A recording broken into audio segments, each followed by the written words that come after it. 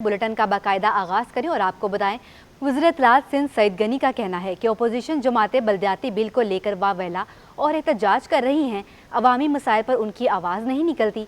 आज के मुश्तरका एहतजाज पर अपोजिशन का मकसद कौम की तवज्जो असल मसाइल से हटाकर नॉन इशूज़ की जानिब लगाने के सिवा कुछ नहीं। महमूद रियाज की रिपोर्ट देखिए। ऑफिस क्लिफ्टन में प्रेस कॉन्फ्रेंस में सूबाई वजीर इत्तलात सईद गनी ने अपोजिशन जमातों को आड़े हाथों लिया और सवाल उठाया कि बल्दियाती बिल पर एहतजाज करने वाले महंगाई, बिजली, गैस और पेट्रोल की बढ़ती कीमतों पर क्यों खामोश हैं। इन तमाम चीज़ों से अवाम की तवज्जो हटाने के लिए सिंध लोकल गवर्नमेंट एक्ट, जिसको हमने बेहतर किया है, उसको बुनियाद बना के यहाँ तमाशे रचाएंगे। ओ भाई करो, उस पर एहतजाज तुम्हारा हक है, लेकिन जो अवाम को गैस नहीं मिल रही उस पर भी तो एक लफ्ज़ अपने मुंह से निकालो ना। अवाम को जो बिजली महंगी कर रहे हो रोज़ाना, उस पर भी तो अपने मुंह से एक लफ्ज़ निकालो। पेट्रोल महंगा करते जा रहे हो, अपने मुंह से लफ्ज़ निकालो। लोग दवाइयाँ नहीं खरीद रहे हैं, उस पर कोई बात करो। खाद नहीं मिल रही, किसान मर रहे हैं, उस पर बात करो। सईद गनी ने कहा कि जेल से कैदियों के अस्पताल मुंतकली के हवाले से तहकीकात जारी हैं। खिलाफ ज़ाब्ता अस्पताल मुंतकली साबित हुई तो मुलविस अफराद के खिलाफ कार्रवाई होगी। सूबाई वजीर ने वफाकी हुकूमत पर तनकीद की कि हजारों अरब रुपए लोगों की जेबों से निकालने वालों को कोई नहीं पूछ रहा। अपने ही लोग इन पर फॉरेन फंडिंग का इल्जाम लगा रहे हैं। भारत और इसराइल तक से इन्होंने फंड्स लिए। PTI का अपना इंफॉर्मेशन सेक्रेटरी, जो इनका पुराना आदमी है, वो ये कह रहा है कि इन पर ऐसे बाबर, जो इनका बानी मेंबर था, उसने इनके ऊपर फॉरेन फंडिंग के इल्जाम लगाए जो साबित हुए हैं। इन्होंने इसराइल से पैसे लिए हैं, इन्होंने भारत से पैसे लिए हैं अपनी पार्टी को चलाने के लिए। सईद गनी का कहना था कि अवाम नाअहल हुकूमत की नालायकी की सजा भुगत रहे हैं और ये लोग मिनी बजट पास करवा के और स्टेट बैंक गिरवी रखवा कर खुशियाँ मना रहे हैं। कराची में लसानियत की सियासत करके अपनी सियासी दुकानें चमका रहे हैं। कैमरामैन इमरान खान के हमरा महमूद रियाज, सिटी 21। अंदरूनी मुल्क हवाई सफ़र से मुतालिक कोविड प्रोटोकॉल में नए अहकामात जारी कर दिए गए हैं। मुल्क में बढ़ते हुए कोविड केसेस के पेश नज़र एयरलाइंस पर अंदरूनी मुल्क परवाज़ों के दौरान मुसाफिरों को खाना या स्नैक्स वगैरह पेश करने पर पाबंदी लगा दी गई है। पाबंदी का इतलाक 17 जनवरी से होगा।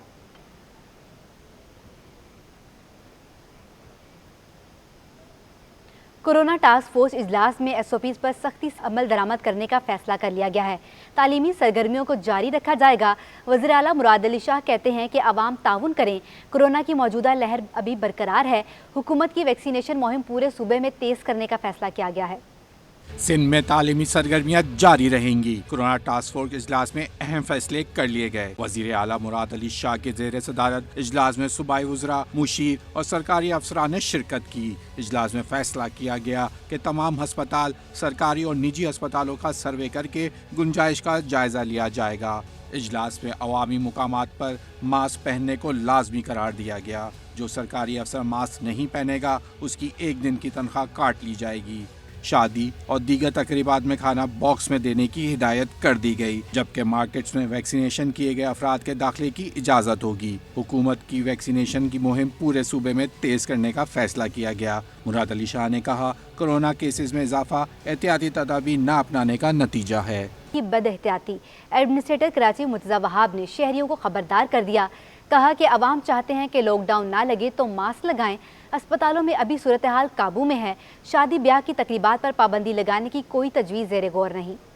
जो कोरोना वायरस की सिचुएशन है उसको बड़ा क्लोजली सिंध हुकूमत मॉनिटर कर रही है, उन चीज़ों को देख रही है। और माजी में और आज के हालात में डिफरेंस ये है कि माजी में जब कोरोना वायरस के केसेस में इजाफा हो रहा था तो उसी तरीके से हमारे अस्पतालों पर प्रेशर बढ़ रहा था।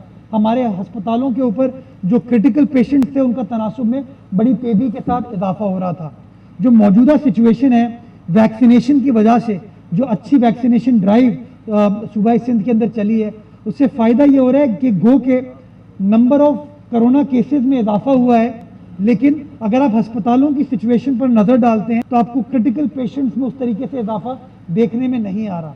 सिंध हुकूमत ने कोई ऐसा फैसला नहीं किया कि शादी ब्याह की तकारीब के ऊपर पाबंदी लगा दी जाए या सोशल इवेंट्स के ऊपर पाबंदी लगा दी जाए। हम चीज़ों को क्लोजली मॉनिटर कर रहे हैं। मैं शहरियों से गुजारिश ये करूँगा कि अगर आप चाहते हैं कि सख्ती नहीं की जाए, अगर आप चाहते हैं कि लॉकडाउन वगैरह नहीं लगाया जाए, तो एक चीज़ पर आप अपनी हुकूमत की मदद करें, बल्कि अपनी हुकूमत क्या, अपनी मदद करें, अपनी सेहत की मदद करें, और वह है मास्क पहनना।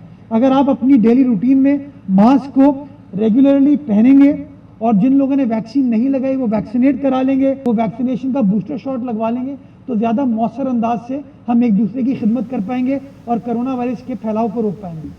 مہنگائی کے آسیب نے عوام کا پیچھا نہ چھوڑا. قیمتوں میں 10 سے 20 روپے تک کے اضافے کے بعد دالیں بھی غریب عوام کی پہنچ سے دور ہو گئی ہیں. وسیم افتخار کی رپورٹ دیکھیں.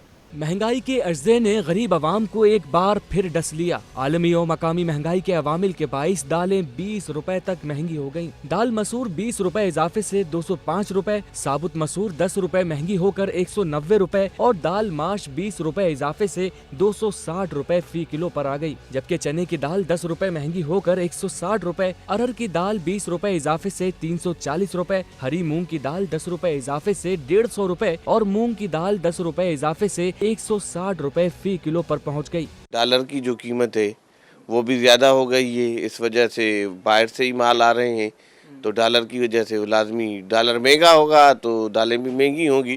جو بھی چیز ریلیٹو ہے ڈالر کے اوپر وہ تو مہنگی ہی ہوگی ڈالر کے بڑھنے سے. تاجروں کا کہنا ہے کہ حکومت امپورٹرز کو سبسڈی دے یا ٹی سی پی کے ذریعے دالیں منگوائے تو یقیناً اشیاء ضروریہ کی قیمتوں میں کمی واقع ہوگی. کیمرہ مین عمران خان کے ساتھ وسیم افتخار, سٹی 21.